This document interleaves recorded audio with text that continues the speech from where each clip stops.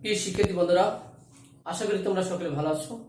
মেধাশ্রী গণিতের পক্ষ থেকে আমি মোহাম্মদ নুরুল ইসলাম তোমাদের সামনে হাজির হয়েছি। আজ নবম এবং দশম শ্রেণীর দ্বিতীয় অধ্যায়ের 2.2 অনুশীলনীর তৃতীয় পর্বের ক্লাসে সবাইকে স্বাগত। আমরা পূর্বের ক্লাসে তোমাদের পাঠ্য বইয়ের 15 থেকে 20 পর্যন্ত উদাহরণ নিয়ে আলোচনা করেছিলাম। আজ আমি 21 থেকে বাকি উদাহরণগুলো করে দেওয়ার চেষ্টা করবো ইনশাল্লাহ। পূর্বের ক্লাসে আমরা বলেছিলাম যে কোনো অঙ্ক করার পূর্বে তোমরা অঙ্কে যদি 3টা প্রশ্ন করতে পারো, কি দেওয়া আছে, কি দেওয়া নাই এবং কি বের করতে হবে, তাহলে বোঝা যাবে তোমরা অঙ্কটা বুঝতে পেরেছ। তাহলে আমরা দেখি যে আমাদের 21 নম্বর অঙ্কে কি দেওয়া আছে। তোমরা বোর্ডে লক্ষ্য করো, আমি অঙ্কটা তুলে রেখেছি বোর্ডে। যে দেওয়া আছে a ইকুয়াল টু এত, r ইকুয়াল টু এত। এখানে দেখো এই অঙ্কটা দেওয়া আছে গঠন প্রণালীতে। আমাদের প্রথমে এই কাজটা করতে হবে যে আমরা গঠন প্রণালী থেকে আমরা তালিকা পদ্ধতিতে প্রকাশ করব, তারপরে আমরা ডোমেন এবং রেঞ্জটা নির্ণয় করব। তাহলে কি দেওয়া আছে আমরা দেখলাম, এর মান দেওয়া আছে, আর একটা রিলেশন দেওয়া আছে, আর একটা সমীকরণ y equal to x plus 1। এখান থেকে আমাদের কি বের করতে হবে, যে আমাদের তালিকা পদ্ধতিতে আমার এই সেটটা নির্ণয় করতে হবে। তারপরে আমাদের কি বের করতে হবে, ডোমেন এবং রেঞ্জটা। আমরা এই জন্য লিখছি, দেখো আর এ বর্ণিত সমীকরণ y ইকুয়াল টু x। এখন প্রত্যেক x বিলংস টু a এর জন্য y ইকুয়াল টু এত এর কয়েকটি মান নির্ণয় করি। আমরা এখানে একটা সলভ করেছি। প্রথম মান আছে 0, 1, 2, 3 আমরা লিখে দিয়েছি। তারপরে 0 জন আমরা যে মানগুলো পেয়েছি, দেখো সমীকরণে যদি আমরা মানটা বসাই x প্লাস 1, তাহলে 0 বসালে মানটা হবে 1, 1 বসালে হবে 2, 2 বসালে হয় 3, আর 3 বসালে হয় 4। তাহলে আমরা 0 জন 1, 1 এর জন্য 2, 2 এর জন্য 3, 3 এর জন্য 4 মানগুলো পেয়েছি। কিন্তু আমাদের এখানে শর্ত দেওয়া আছে এক্সটা এর ভিতরে আছে, ওয়াইটাও এর ভিতরে আছে। কিন্তু এখানে আমরা দেখলাম যে 4টা শুধু ওয়াই এর ভিতরে নাই। এই জন্য আমরা বলেছিলাম সিন্স যেহেতু 4টা কার ভিতরে নাই, ডাজ নট বিলংস টু এ, অতএব আমরা পুরো এই মানটাই আমরা বলতে পারি 3, 4 ডাজ নট বিলং টু। সেটটার নাম কি ছিল, আর। এখানে আর আসছে যে আমরা আর দিচ্ছি, যদি এফ দেওয়া থাকে এফ দেবো, অর্থাৎ যে কোনো অক্ষর দেওয়া থাকে আমরা সেই সেটটা এখানে প্রকাশ করবো। তাহলে আমাদের সেটের উপাদানগুলো কি হলো, 0, 1, 0, 1, 1, 2, তারপর 2, 3। তাহলে আমাদের ডোম অর্থাৎ ডোমেন হলো 0, 1, 2, 0, 1, 2, আর রেঞ্জ হলো 1, 2, 3। আমরা পূর্বের ক্লাসে আলোচনা করেছিলাম যে ডোম আর রেঞ্জ চেনার সবচেয়ে ম্যাজিক বা সংক্ষেপে যে জিনিসটা মনে রাখবে, এক্স এর মানকে আমরা বলেছিলাম ডোমেন, ওয়াই এর মানকে বলেছিলাম রেঞ্জ। আর আরেকভাবে বলেছিলাম যে, অন্যভাবে বলেছিলাম যে ক্রমজোরের প্রথম উপাদানগুলো হলো এক্স এর মান, দ্বিতীয় উপাদানগুলো ওয়াই এর মান। তাহলে প্রথম উপাদানগুলো হলো ডোমেন, দ্বিতীয় উপাদান হলো ওয়াই এর মান, ওয়াই এর মানগুলো হচ্ছে রেঞ্জ। তাহলে এই শিক্ষার্থী বন্ধুরা, আশা করি তোমরা অঙ্কটা সুন্দরভাবে বুঝতে পেরেছো। আমরা এর পরের অঙ্কটা চলে যাই, দেখি পরের অঙ্কটাতে কি দেওয়া আছে। তোমরা লক্ষ্য করেন যে পরের অঙ্কটাতে দেওয়া আছে একটা কিছু মান দেওয়া আছে। এটা লেখ চিত্রের মাধ্যমে, গ্রাফ পেপারের মাধ্যমে এই মানগুলো আমাদের উপস্থাপন করতে হবে।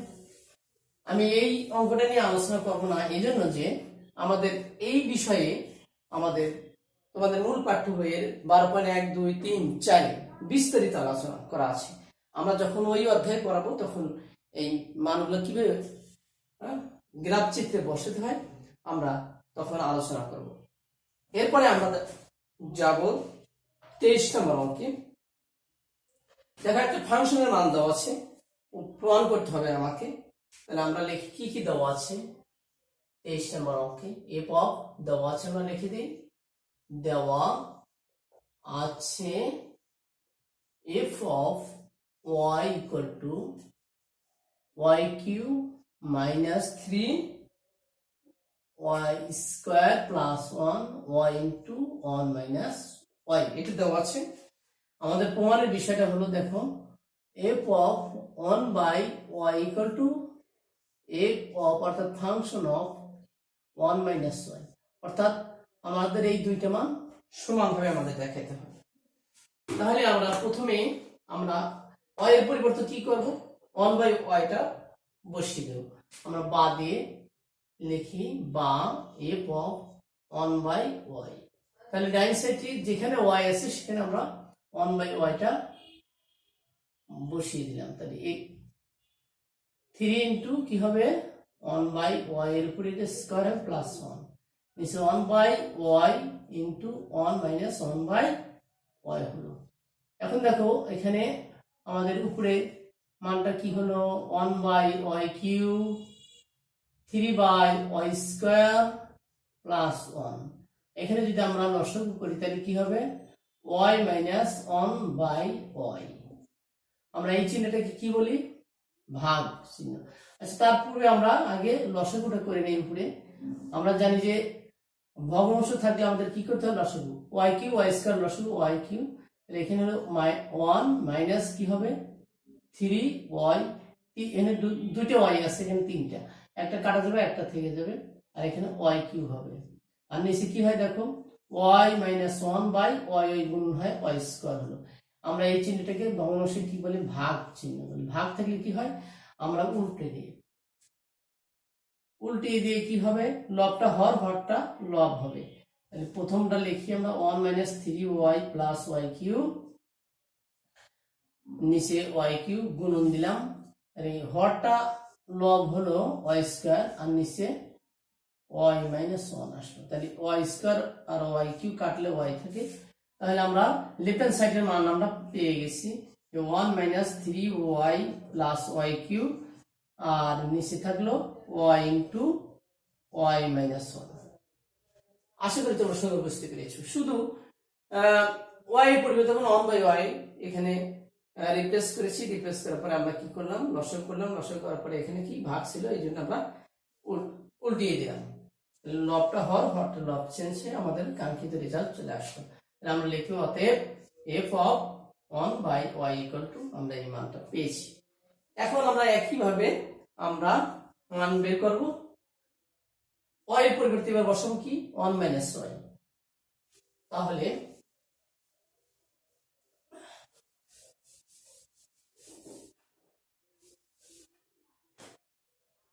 আবার লিখি আমরা, আবার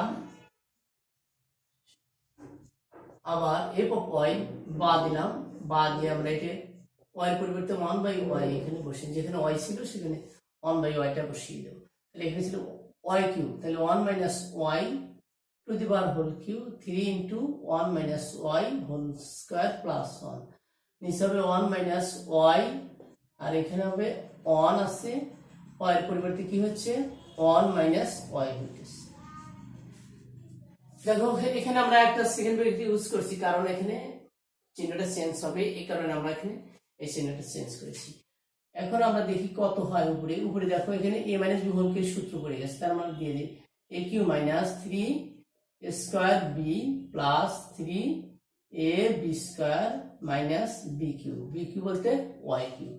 আর এখানে আমাদের সূত্র পড়ছে square a minus b whole square, 3টার সাথে থাকলে square minus 2 a b plus b square, সাথে আছে আমাদের কি প্লাস ওয়ান, আর নিচে ওয়ান মাইনাস ওয়াই, আমরা এটা ব্র্যাকেট উঠাই দিই, one minus Y plus Y. দেখো এখানে ওয়ানটা কেটে গেল।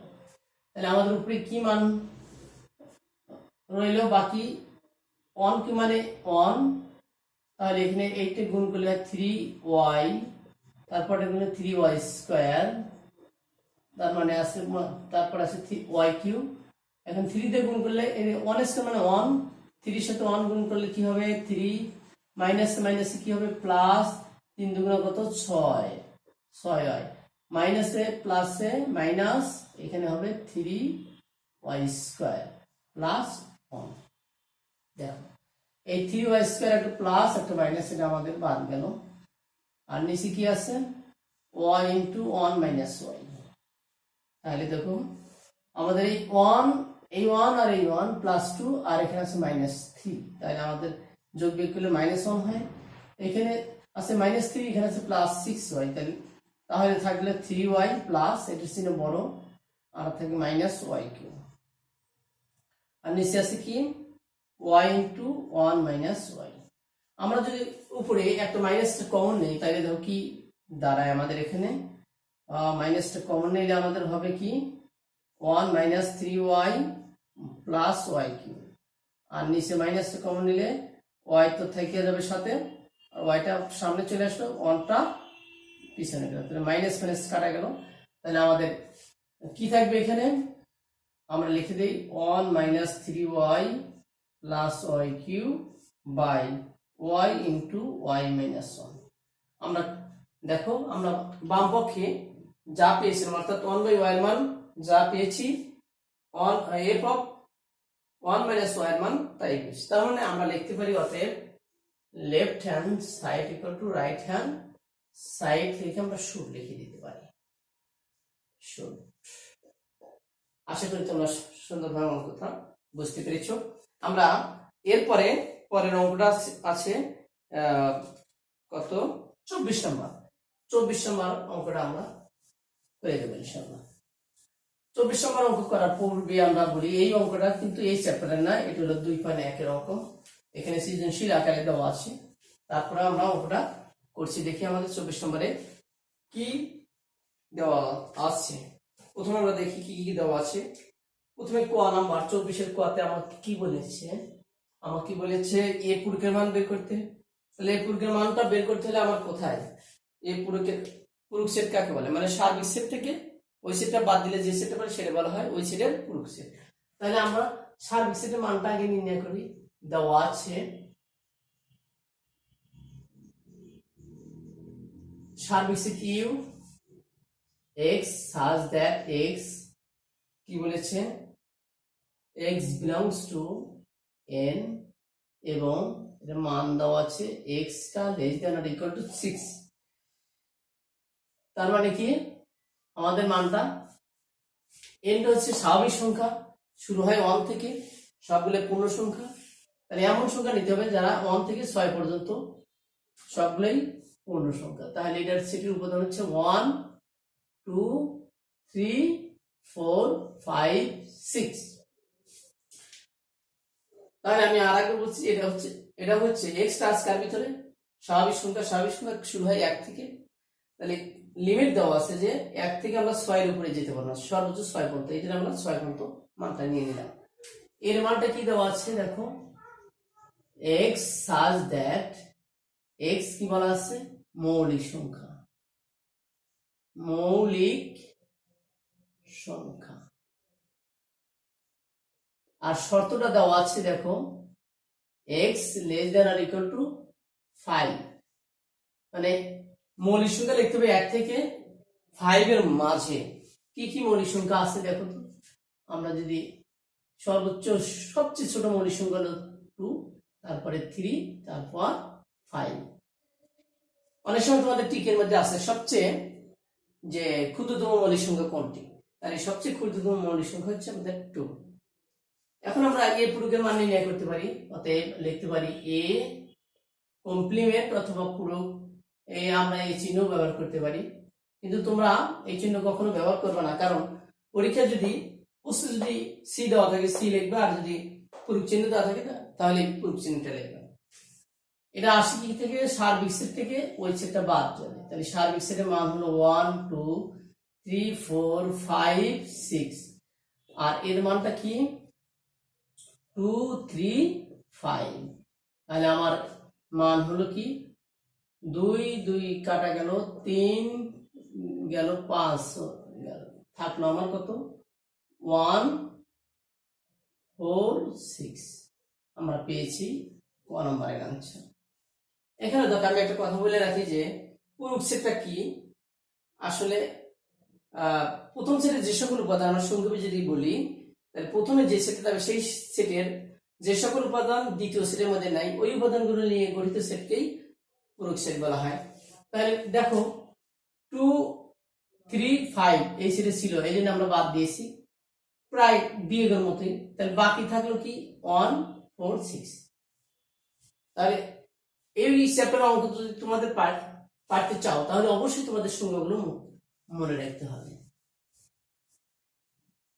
তাহলে আমরা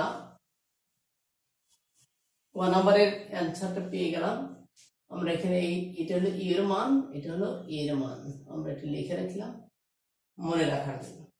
খ নম্বরে দেখো কি দেওয়া আছে, কি বের করতে হবে।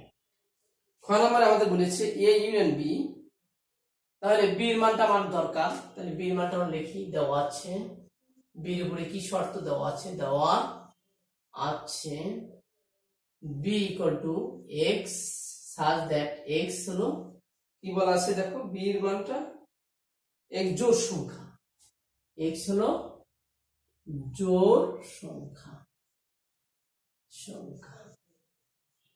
আর শর্তটা দেওয়া আছে, এবং জোড় সংখ্যাটা কি হবে আমার নিতে হবে 6 এর মধ্যে সর্বোচ্চ 6 পর্যন্ত। তাহলে আমরা 6 পর্যন্ত আমরা যদি জোড় সংখ্যা নেই কি হয় দেখো তো, প্রথমে 2, তারপরে 4, তারপরে 6, আমরা পেয়ে গেছি বি মান। তাহলে আমরা লিখতে পারি left hand side equal to A union B. A union বির মানটা আমরা তাহলে বসা যায় 2 3 5, বির মানটা আমরা কত পেলাম 2 4 6। আমরা সবসময় নিচে নিচে লেখার চেষ্টা করব, নিচে লিখি তাহলে অঙ্কটা দেখতে সুন্দর লাগবে। তাহলে কত হলো আমাদের 2 3 4 5 6, আমরা লেফট হ্যান্ড সাইড পেয়ে গেছি।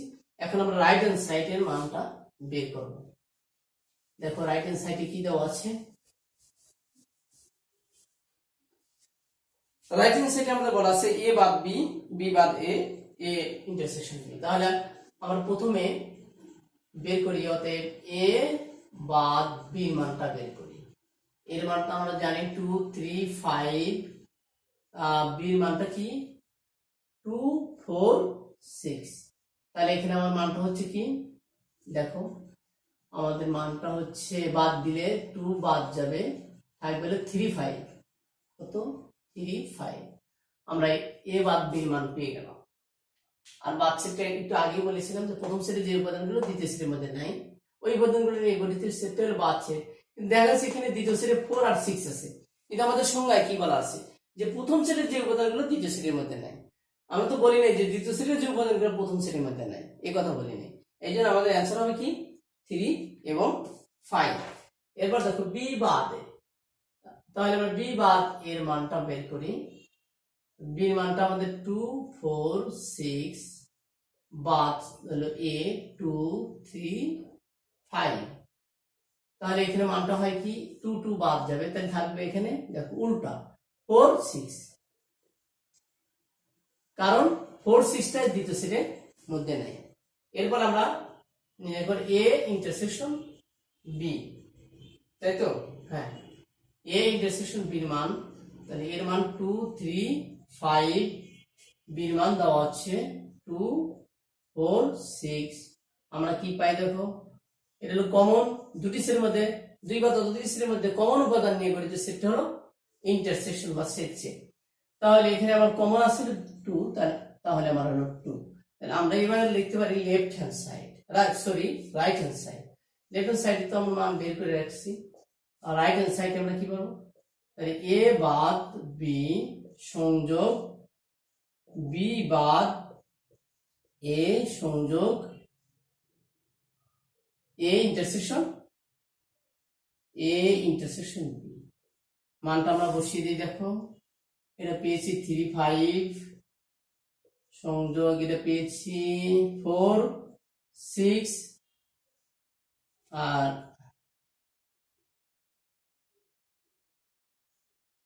পরেরটা পেয়েছি শুধু 2। তাহলে দেখো আমরা কি পাই, এখান থেকে সবগুলো উপাদান নিতে হবে, যেহেতু সংযোগ 2 3 4 5 6। তাহলে দেখো লেফট হ্যান্ড সাইডে আমরা যা পেয়েছিলাম রাইট হ্যান্ড সাইডেও তাই পেলাম। তাহলে আমরা লিখতে পারি অতএব left hand side equal two right hand side should. যেহেতু 2/2 এর আলোচনা, এই জন্য আমি এটাতে সময় নিলাম না, এটা তোমরা বুঝতে পেরেছো। আমরা গ নাম্বার অঙ্কে চলে যাই। গতে কি দেওয়া আছে দেখো,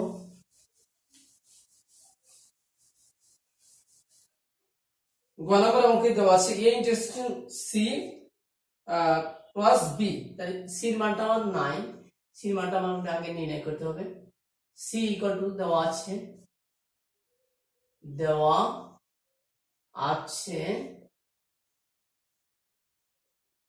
সি ইকুয়াল টু এ বাদ বি। তাহলে এ বাদ বি, সির মানটা দেওয়া আছে। এর মান তো আমরা আগে বের করেছিলাম 2 3 5, আর বির মানটা বের করেছিলাম কি 2 4 6। তাহলে মানটা কত আসে আমাদের, বাদ দিলে এটা চলে যায়, তাই থাকে হলো আমার 3 5। এই মানটা আমরা পেলাম। এর সাথে আমরা কি করতে, বির মানটা ক্রস করতে পারি, আমরা লিখতে পারি left hand side equal two, তাহলে এ বাদ বি, সরি আমরা লিখতে পারি গ নাম্বার এ ইন্টারসেকশন সি। আমাদের বের করতে বলছে এ ইন্টারসেকশন, আগে এর মানটা বের করে নিই।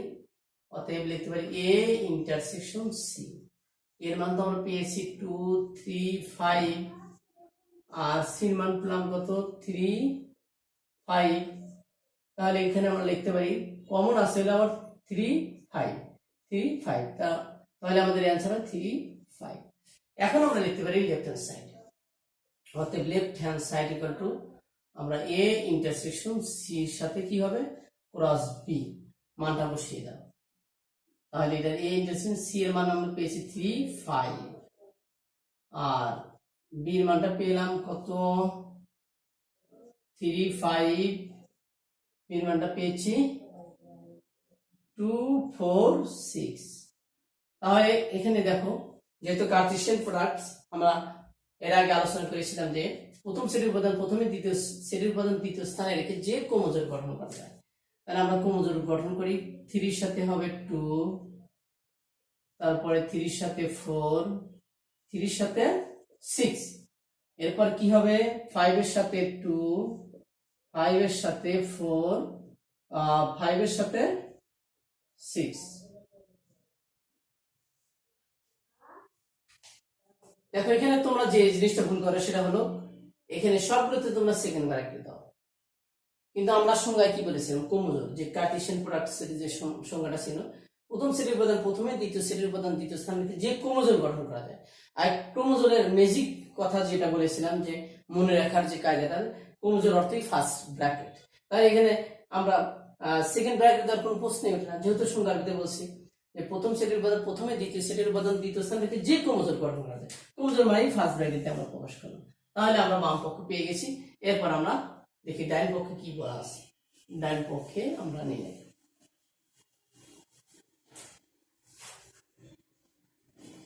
ডাইন পক্ষে কি দেওয়া আছে আমাদের, ডাইন পক্ষে বের করতে বলছে a cross b c cross b. তাহলে এ ক্রস বি এর মানটা আমরা আগে নির্ণয় করি। অতএব এ ক্রস বি এর মান কত 2 3 5, বি এর মানটা হবে 2 4 6। তাহলে দেখো এটা যদি আমরা একই অঙ্ক, তাহলে 2 এর সাথে আমাদের ক্রোমোজোম হবে 2, 2 এর সাথে 4, 2 এর সাথে 6। এভাবে একইভাবে সিমিলারলি 3 2 3 4 3 6, এরপরে কি হবে 5 5 2, তারপরে আমরা লিখতে পারি 5 5 4 5 6। আমরা এ ক্রস বি মান পেয়েছি। এবার আমরা সি ক্রস বি মান বের করব। অতএব সি ক্রস বি, সি মানটা আমরা পেয়েছিলাম 3 5, তোমাদের মনে আছে 3 5, সি মানটা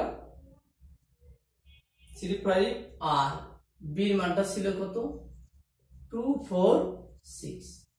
দেখো আমরা তাহলে এটা মানটা পেয়ে যাই কত 3 সাথে হবে 2 3 4 3 6 এরপর 5 2 5 2 5 4 5 6 আমরা পেয়ে গেছি। এখন আমরা লিখতে পারি right hand side. Right hand side আমরা যদি লিখি তাহলে কি পাই দেখো,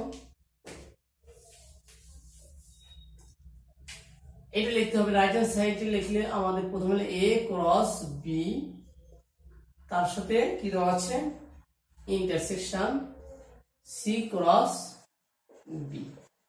তাহলে a ক্রস b মান আমরা এখানে পেয়েছি কত বলো, লিখি 2, 2, 2, 4, 2, 6। এরপরে 3 দ্বারা তাহলে 3, 2, 3, 4, 3, 6। এরপর কি আছে 5, 5, 2, তারপরে 5, 4, 5, 6। এরপর আমাদের ইন্টারসেকশন কি আছে c ক্রস b এর মানটা আমরা পেয়ে গেছি কত 3, 2, 3, 4, 3, 6। এরপর 2,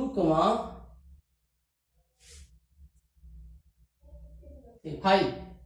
এরপর হচ্ছে 5, 2, 5, 4, 5, 6।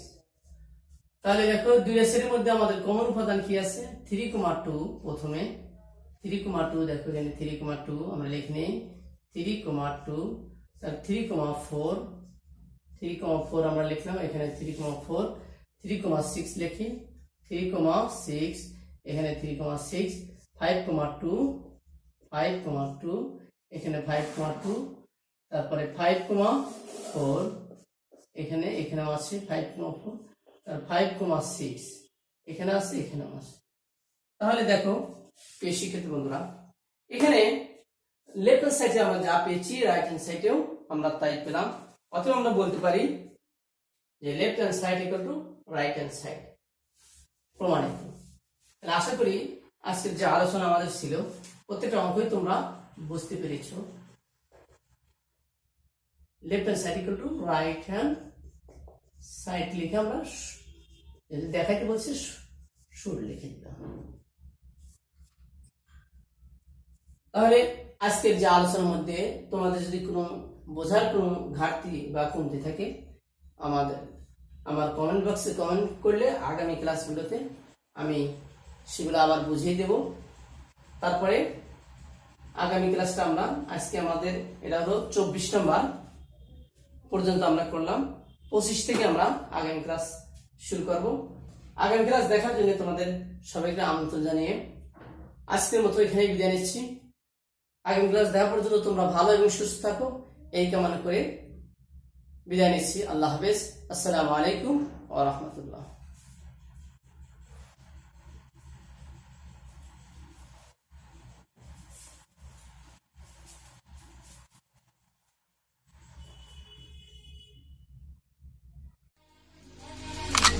Maybach music. Can anybody out there hear me? Hear me? 'Cause I just wanna say. Peace.